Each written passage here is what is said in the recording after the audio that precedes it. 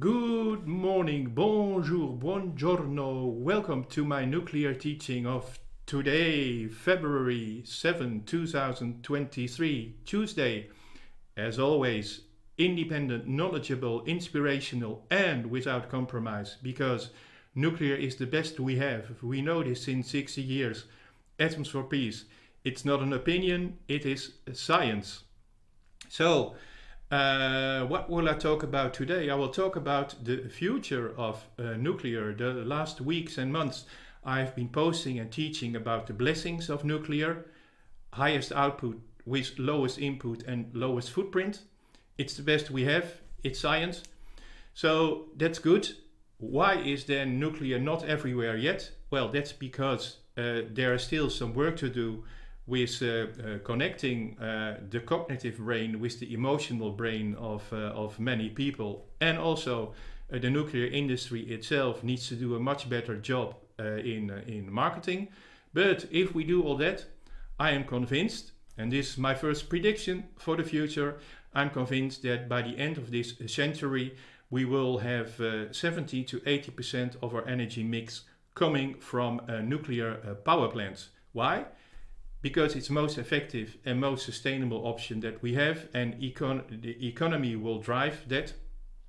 Nevertheless, we will still need something like 20% gas and oil to make stuff, to transport stuff, and to transport people as well. That is actually where we need innovations, not for nuclear, not for electricity and heat, but basically innovations to make stuff. And biomass doesn't work. We still need hydrocarbons from gas and oil. Okay, so that's the future. That's long term. What will happen on the short term? Let's have a look at that. So today we have 450 nuclear power plants distributed over some 30 nuclear countries, providing together some 6% of our primary energy input. Led by the USA on the left. They once had more than 100, but as in the EU, power plants are being closed in the US, not compensated sufficiently by new builds. And the USA is followed by China, which is the second bar. China today has 58 nuclear power plants, and they already surpassed France, which is the first bar of the EU countries in the middle. They built these 58 nuclear power plants within almost 20 years. Around the turn of the century, they had basically nothing, or maybe one or two or three nuclear power plants. They're growing very fast. Surpassed already France, and will surpass the USA in 2 or 3 years' time. They will be the biggest nuclear country in the world soon, also providing technology for new builds, not only for the current generation, but also for the future generation nuclear power plants. Now in the middle, it's basically only France that's playing a big role. All other EU countries play a small part, and on the right side, which is basically the Middle East and some other countries, things are happening too, which I will show on the next slide, which basically shows the short-term future for nuclear energy across the globe. How interesting is that?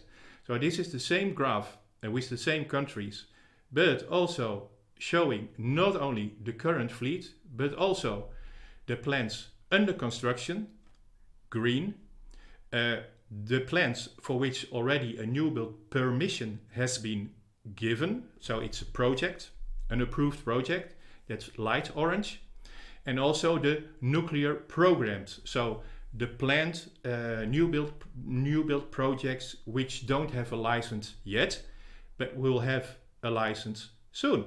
So what do we see here? Well, we see here that China is paving the way towards a nuclear future with almost some 250 projects and plans under program. So that's a lot.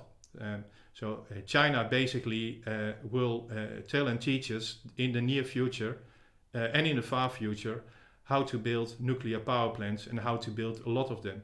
It's not the only country. Also India is doing a lot. Even Japan still has new build plants. They are quickly, let's say, reinstalling or putting into operation all their 33 nuclear power plants. 10 years ago, after Fukushima, there was big talk about the green energy revolution. Didn't happen. They are reopening their nuclear power plants.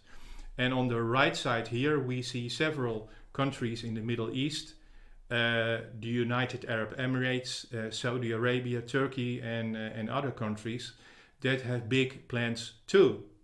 So, here's my teaching of today. If you want to talk about the future of nuclear energy with your friends, family, and on birthday parties and all that, don't look at what's happening in the EU and in the US. Not a lot, unfortunately, because both in the EU and the US, we are unfortunately in the energy transition. We are reigned by charlatans with a green agenda. Doesn't help. As I explained, it's the way back, not the way forward. But the new world is building nuclear power plants at a fast pace. So China, India, Middle East, and a few other countries. Is this enough to get rid of our fossil energy addiction? No, it is not. We will need much more capacity to make us fossil free, which, by the way, is not realizable, totally impossible by the mid of this century. So 2050 carbon neutral, forget it, unless we prepare for total economic and social breakdown. Will not happen. End of the century could be possible, but for the time being, the first decades, it all will happen in a new world and not in the old world. So, here is the learning of today.